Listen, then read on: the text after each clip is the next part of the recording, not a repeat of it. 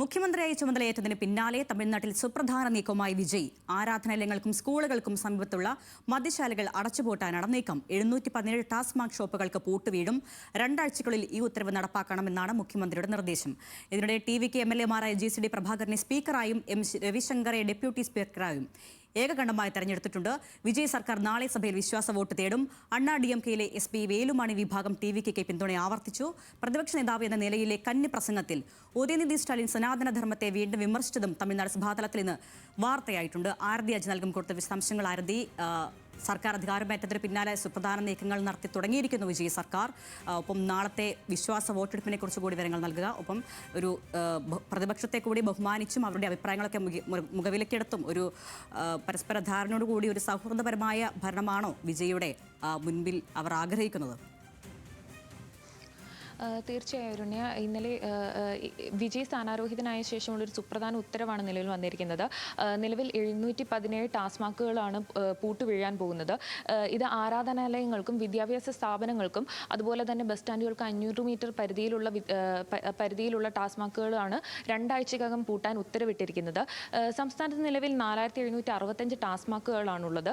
ഇതിൽ അടച്ചുപൂട്ടാൻ ഉത്തരവിട്ടിരിക്കുന്ന 717 എണ്ണത്തിൽ 276 എണ്ണം ആരാധനാലയങ്ങൾ സമീപവും 185 എണ്ണം വിദ്യാഭ്യാസ സ്ഥാപനങ്ങൾക്ക് സമീപവും 255 എണ്ണം ബസ് സ്റ്റാൻഡുകൾക്ക് സമീപവുമാണുള്ളത്.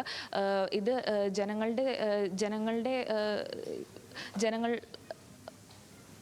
ഏതായാലും മറ്റൊരു കാര്യം, ഇന്ന് തമിഴ്നാട്ടിൽ സ്പീക്കറെ തെരഞ്ഞെടുക്കപ്പെട്ടു.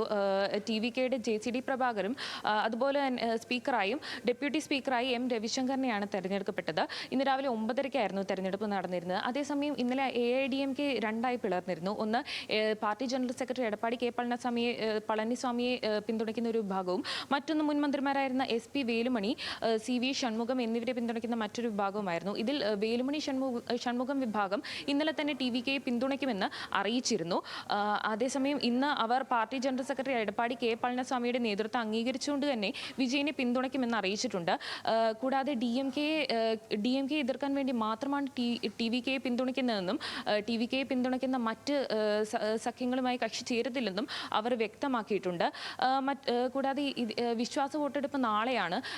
നാളെ നടക്കുന്ന വിശ്വാസ വോട്ടെടുപ്പിലും വേലുമണി ഷൺമുഖം സഖ്യം വിജയ്ക്ക് പിന്തുണ നൽകുമെന്ന് സൂചനകളുണ്ട്. കൂടാതെ വിജയും ഷൺമുഖവും ഇന്ന് കൂടിക്കാഴ്ച നടക്കുമെന്ന അഭ്യൂഹങ്ങളുണ്ട്.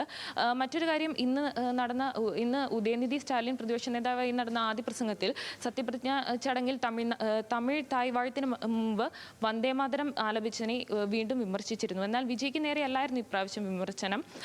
മറിച്ച് ഗവർണർ രാജേന്ദ്ര ആർലേക്കറിന് നേരെയായിരുന്നു വിമർശനം ഉന്നയിച്ചത്. ഗവർണർ ആരാണെന്ന് നമുക്കറിയാമെന്നും ഇങ്ങനെ വീണ്ടും സംഭവിക്കാൻ ഒരിക്കലും അനുവദിക്കരുതുമെന്നായിരുന്നു ഉദയനിധി സ്റ്റാലിൻ പറഞ്ഞിരുന്നത്.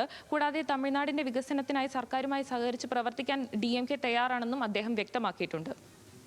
എന്തായാലും അധികാരമേറ്റതിന് പിന്നാലെ സുപ്രധാന നീക്കങ്ങൾ, മദ്യശാലകൾ, സ്കൂളുകൾക്കടക്കമുള്ള സമീപത്തുള്ള മദ്യശാലകൾ പൂട്ടുന്നതടക്കമുള്ള തീരുമാനങ്ങളിലേക്ക് കടന്നു കഴിഞ്ഞിരിക്കുന്നു ടി.വിക്ക്. ആരതി അജിയാണ് വിശദാംശങ്ങൾ നൽകിയത്.